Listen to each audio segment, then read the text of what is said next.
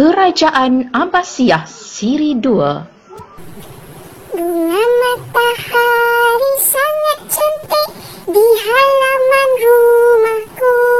Hai, Assalamualaikum semua. Pelajar-pelajar di luar sana ada ikuti tak kelas bersama Ustazah Anisa dengan tajuk Kerajaan Abbasiyah Siri 1 pada episod yang lalu? Baiklah, hari ini kita akan sambung dengan siri kedua, iaitu berkaitan dengan kemajuan dan kemerosotan Kerajaan Abbasiyah. Menarik tak tajuk ni? Kalau nak tahu, jom kita pergi ke SMK Lepar.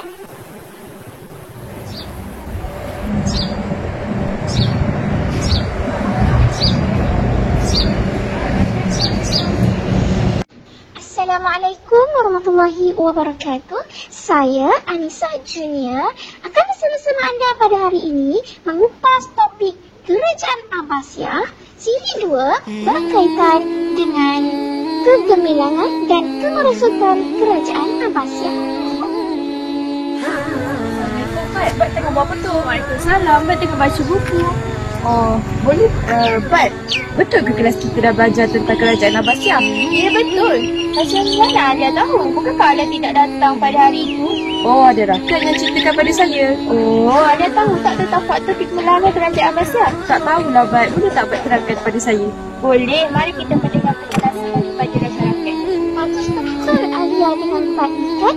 Jom kita lihat apa kata kawan-kawan mereka. Di akhir rancangan nanti, kita akan hubungi Ustazah Anisa yang kini berada di luar negara untuk membuat pembahasan.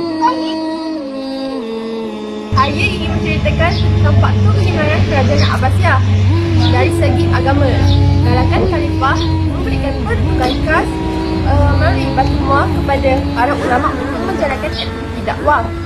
Selain itu, semangat jihad yang tinggi untuk menguasai pelbagai bidang ilmu seperti ilmu bahasa, sains, kejuruteraan dan perubatan juga berjaya mentabaikan tamadun Islam.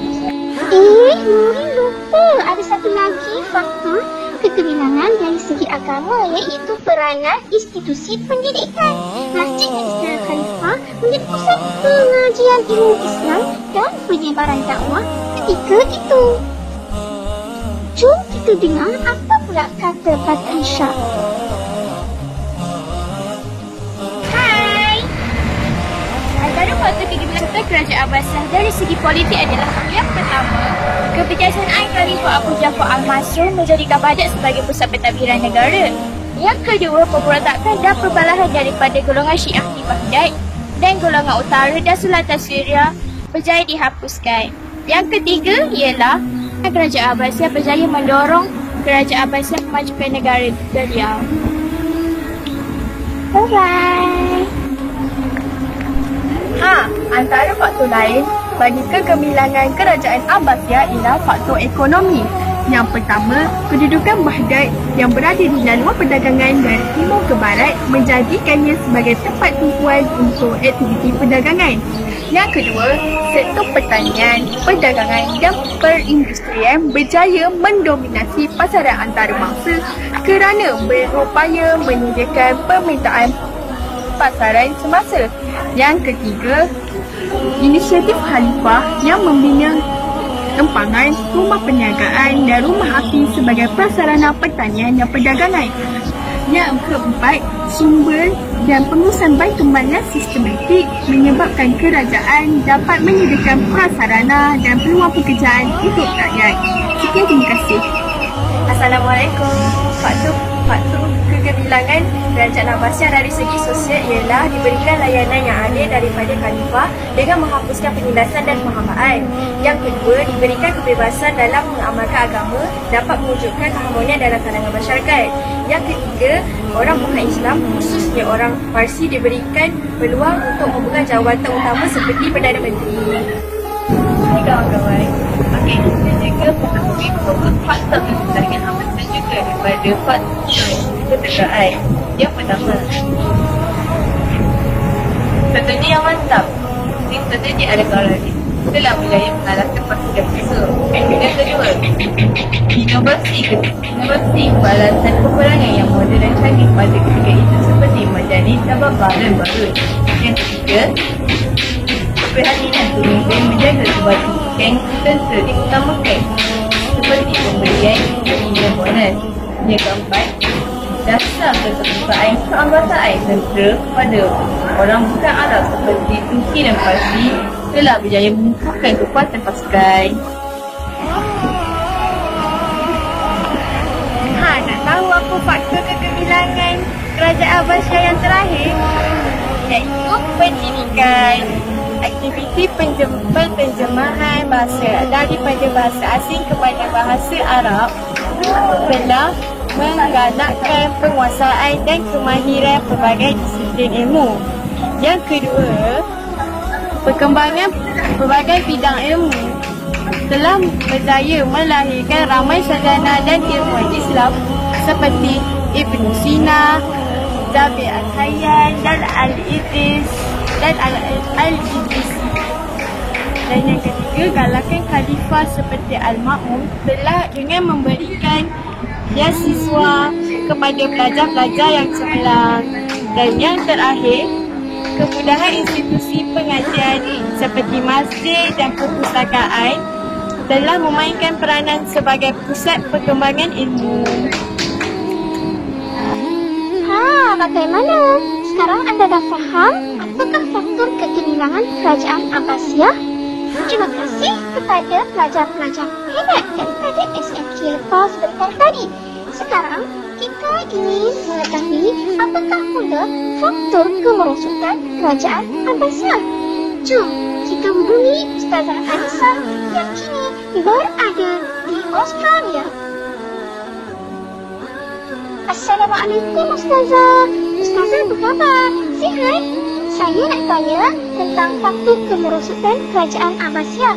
Boleh Ustazah jelaskan kepada pelajar-pelajar di Malaysia? Waalaikumsalam. Alhamdulillah Ustazah di sini insya-Allah sihat. Cuma suasana di sini agak sejuk sedikit.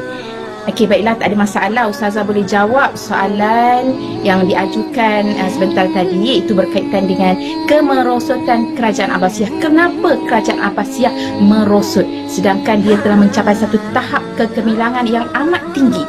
Okey, sebab yang pertama adalah atas dasar politik, di mana terdapat campur tangan pegawai berbangsa Turki dan Parsi dalam pentadbiran negara. Yang kedua, berlaku perebutan kuasa antara khalifah, contohnya Khalifah Al-Muntasir dan Al-Mu'tas, menyebabkan institusi khalifah menjadi semakin lemah. Ketiga, perpecahan beberapa wilayah sehingga menyebabkan terbentuknya beberapa kerajaan kecil seperti Saljuk dan Buai. Dah bertukar musim gugur. Okey, kita buka sikit panaslah pula Baiklah, jika dilihat daripada sudut sosial, kebajikan rakyat terabai kerana kelemahan pentadbiran khalifah. Kedua, pemberontakan dalam kalangan puak Syiah dan Khawarij sehingga mengganggu ketenteraman awam. Kemudian, mari kita lihat dari sudut ekonomi, di mana rusuhan dan pergaduhan sering berlaku sehingga pedagang daripada luar takut untuk datang ke Baghdad. Hal ini menyebabkan dana Kerajaan Abbasiyah semakin merosot. Kedua, sektor pertanian juga merosot kerana sistem pengairan yang rosak tidak dapat dibaiki kerana masalah keuangan negara pada masa itu. Mana yang kita tahu, sebelum ini Kerajaan Abbasiyah mempunyai kekuatan tentera yang sangat hebat.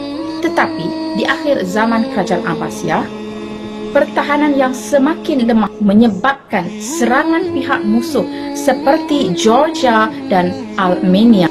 Serangan daripada tentera Mughal yang diketuai oleh Hulagu Khan juga telah meruntuhkan kekuatan Kerajaan Abbasiyah. Oh, begitu. Jadi, apakah iktibar daripada pemerintahan Kerajaan Abbasiyah ni ya, Ustazah? Ya, antara pengajaran yang boleh kita ambil ialah kita hendaklah memilih pemimpin yang berwibawa untuk menerajui negara supaya urusan pentadbiran berjalan lancar. Kedua, kita haruslah mencontohi dan mempraktikkan ciri-ciri kepimpinan Islam dalam pentadbiran agar menjadi contoh ikutan terbaik. Dan pengajaran yang ketiga, kita haruslah memiliki perasaan cinta akan negara dengan meningkatkan amalan patriotisme dalam diri. Dan yang terakhir, kita hendak memperbanyakkan penerokaan ilmu agar kegemilangan tamadun Islam terus terjamin. Okey, itu sahaja yang boleh Ustazah sampaikan.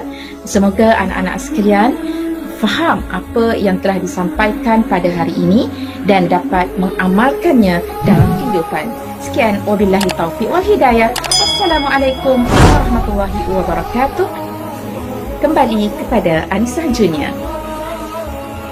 Sekian dahulu buat hari ini. Jumpa lagi di lain episod.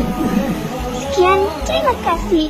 Assalamualaikum warahmatullahi wabarakatuh.